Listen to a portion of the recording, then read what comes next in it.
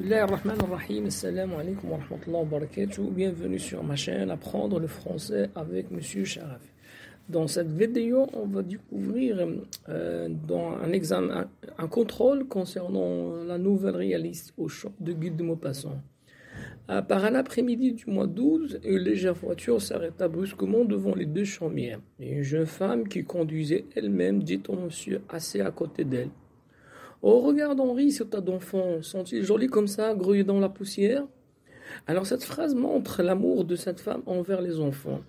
L'homme ne répondit rien, accoutumé à ses admirations, qui étaient une douleur et presque un reproche pour lui. La jeune femme reprit: Il faut que je les embrasse. Oh, comme je voudrais en avoir un, celui-là, le tout petit. Et en sautant de la voiture, il courut aux enfants, prit un des deux derniers, celui des tuvaches. Et en sautant de la voiture, il courait aux enfants, prit un des deux derniers, celui des tuvaches.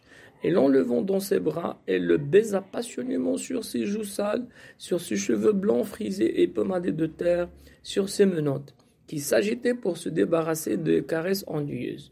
Puis il remonta dans sa voiture et partit au courant trop. Mais il revint la semaine suivante, s'assit elle-même par terre, prit le motard dans ses bras, le bourra de gâteaux, donna des bonbons à tous les autres et joua avec eux comme une gamine, tandis que son mari attendait patiemment dans sa frêle voiture. Elle revint encore, fit connaissance avec les parents, reparut tous les jours les poches pleines de friandises et de sous. Il s'appelait Madame Henri Dubière.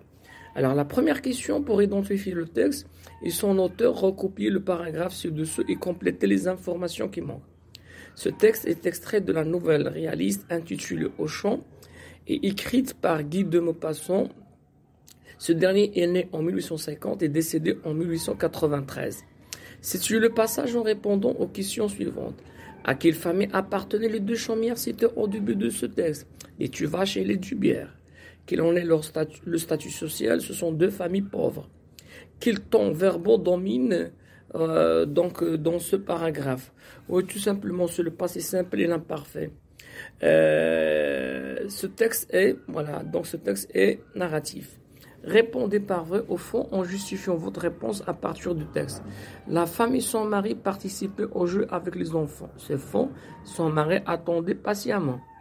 Le petit embrassa Madame Henri Dubière avec passion. C'est faux. Il s'agitait pour se débarrasser des caresses ennuyeuses. Relevé du texte, 4 expressions montrant que Madame Dubière aimait les enfants. Sont-ils jolis comme ça à grouiller dans la poussière? Il faut que je les embrasse comme je voudrais en avoir un, et le baisa passionnément sur ses joues sales. Est-ce que Monsieur Henri Dubière se résigne au comportement de sa femme envers les enfants? C'est-à-dire, est-ce qu'il accepte la réaction de sa femme envers les enfants? Oui. Voilà, relevé du texte qui le montre accoutumé à ses admirations. Relevé dans le texte deux verbes en rapport avec le champ lexical de l'activité physique des enfants. Gruyer, jouer. Comment peut-on qualifier leur comportement à travers leur créativité? Ce sont des enfants agités. Recopier et compléter le tableau ci-dessus à partir de l'énoncé suivant. La femme joua avec eux comme une gamine. Le comparer, c'est la femme. Le comparant gamine.